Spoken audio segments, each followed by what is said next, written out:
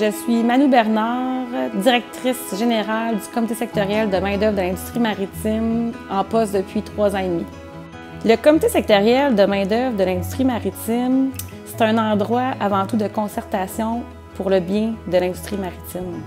On effectue à chaque année un recensement sur les besoins de formation réglementée. Mais il faut savoir que dans notre domaine, il n'y a pas juste des formations réglementées, il y a tout le volet non réglementé. Donc, l'idée nous est venue, avec nos partenaires, de procéder à une étude sur les besoins de formation non réglementée. Donc, dans le cadre de l'enquête, on a fait appel à notre partenaire qui s'appelle le groupe DDM pour venir identifier toutes les formations en plus de celles qui sont dites réglementées. Quand on parle de formations réglementées, elles sont vraiment encadrées par une législation et c'est souvent Transport Canada qui nous oblige à inclure certaines compétences à même les formations réglementées. Si je prends par exemple à bord d'un navire, il y a des métiers tels que capitaine, officier mécanicien, officier de pont qui répondent vraiment à des compétences régies par Transport Canada. Mais si on sort de ces compétences-là obligatoires, c'est là qu'on tombe dans le non réglementé. Il faut aussi répondre à d'autres compétences requises pour bien faire son travail.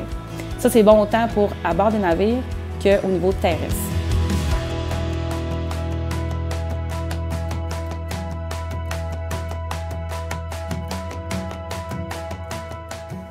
L'étude va être hyper utile pour les maisons d'enseignement qui viennent nous aider à développer les formations. Mais il y a aussi les gouvernements, parce que des fois, les gouvernements, ils mettent en œuvre des nouvelles orientations, des nouveaux programmes pour les secteurs d'activité. Puis pour venir comprendre notre besoin à nous dans le domaine maritime, bien, ça va être intéressant pour eux de pouvoir mieux contribuer pour soutenir le développement des compétences de la main-d'œuvre maritime. Si on revient à bord des navires, il y a des formations non réglementées qui sont essentielles aussi pour les gens à bord. On parle des métiers tels que cuisinier de navire. Il y a certaines parties du métier qui est réglementée. Si on pense aux mesures d'urgence ou quand il faut évacuer un navire, souvent les cuisiniers vont aider là, à effectuer cette tâche-là. Par contre, pour leur travail en tant que tel, pour gérer des stocks, par exemple, ou pour faire des longs voyages dans le nord, pour s'assurer que les gens aussi mangent suffisamment, on veut s'assurer que ces gens-là sont compétents, sont formés adéquatement pour bien faire leur travail. Puis, on va se le dire, à bord des navires, ce qui garde les gens de bonne humeur, c'est la bouffe.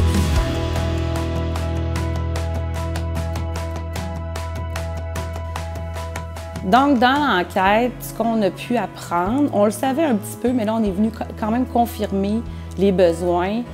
Au niveau des matelots, tous les maîtres d'équipage, en fait, à ce niveau-là, il n'y a pas vraiment de formation ni initiale ou continue. Les gens embarquent sur les navires, deviennent matelots. Il y a un DEP en matelotage qui existe, c'est super adéquat.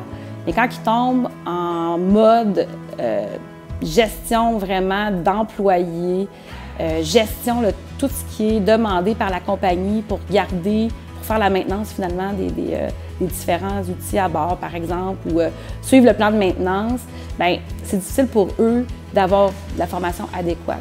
Fait que l'idée, c'est de venir optimiser, augmenter l'offre de formation pour aider ces gens-là.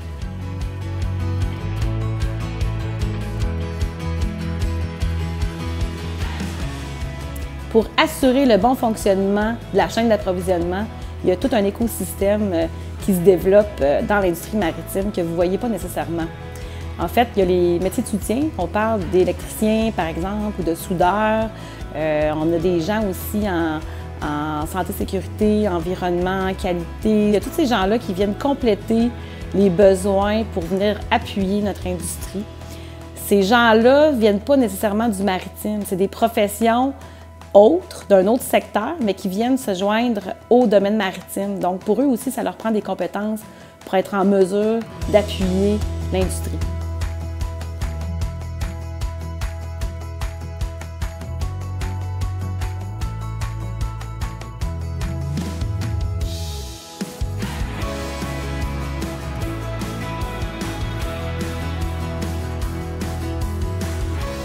Avec les résultats de l'enquête, on va pouvoir cibler les bons projets à déposer pour une acceptation pour du financement via les programmes du gouvernement du Québec.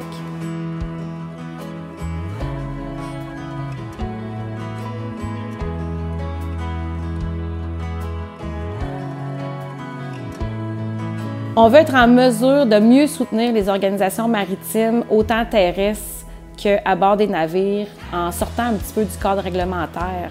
Il y a beaucoup de formations futures, il y a même des nouveaux métiers qui s'en viennent, que les gens ne savent même pas que ça va exister.